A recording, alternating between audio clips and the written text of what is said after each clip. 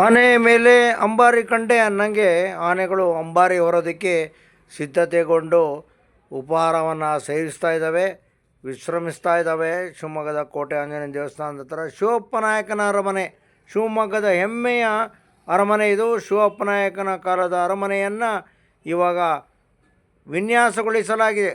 ಅದ್ಭುತವಾಗಿ ವಿನ್ಯಾಸ ಮಾಡಿದ್ದಾರೆ ನೋಡಿರಿ. ಎಲ್ಲ ದೇವಾನುದೇವತೆಗಳು, ಪಾರ್ವತಿ, ಸರಸ್ವತಿ, ಈಶ್ವರ ಎಲ್ಲರ ಗೊಂಬೆಗಳನ್ನು ಇವತ್ತು ಇಟ್ಟು ಪ್ರದರ್ಶನಕ್ಕೆ ಇಟ್ಟಿದ್ದಾರೆ.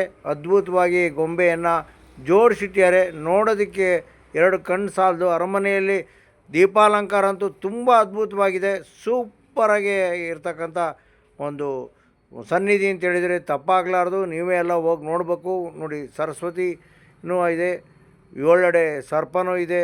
ಆರ್ಟ್ ಗ್ಯಾಲರಿ ಅಂತೂ ತುಂಬ ಅದ್ಭುತವಾಗಿತ್ತು. ತುಂಬ ಚೆನ್ನಾಗಿರ್ತಕ್ಕಂಥ ಫೋಟೋಗ್ರಫಿಯನ್ನು ಎಲ್ಲ ಇತ್ತು. ನೋಡಿ ಎಷ್ಟು ಚೆನ್ನಾಗಿ, ಎಷ್ಟು ಚಂದವಾಗಿ ಆರ್ಟನ್ನು ಮಾಡಿದ್ದಾರೆ. ನೋಡೋಕ್ಕೆ ಭಾಳ ಖುಷಿ ಆಗ್ತಾಯಿತ್ತು ಕಣ್ರಿ. ನೋಡಿ, ಅಂಬಾರಿ ರೆಡಿಯಾಗಿ ಇದೆ. ಹಲೋ ನಮ್ಮ ಶಿವಮೊಗ್ಗ, ಹಲೋ ಎಸ್ ನಮಸ್ಕಾರ. ನಾನು ಶಿವಮೊಗ್ಗ ವಿರೂಪಾಕ್ಷ ಅರಮನೆಯಲ್ಲೆಲ್ಲ ಹೋಗಿ ಓಡಾಡ್ಕೊಂಬಂದಿದ್ದೀನಿ. ಅದ್ಭುತವಾದಂಥ ವಿನ್ಯಾಸವನ್ನು ಅಭಿವೃದ್ಧಿಪಡಿಸಿದ್ದಾರೆ. ತುಂಬ ಚೆನ್ನಾಗಿದೆ ಅರಮನೆಯನ್ನು. ನೀವೆಲ್ಲರೂ ನೋಡಲೇಬೇಕು, ವೀಕ್ಷಣೆ ಮಾಡಿ. ದಸರಾ ಸಂದರ್ಭದಲ್ಲಿ ಈ ವಿಡಿಯೋನೆಲ್ಲರಿಗೂ ಶೇರ್ ಮಾಡಿ. ನಮಸ್ಕಾರಗಳು.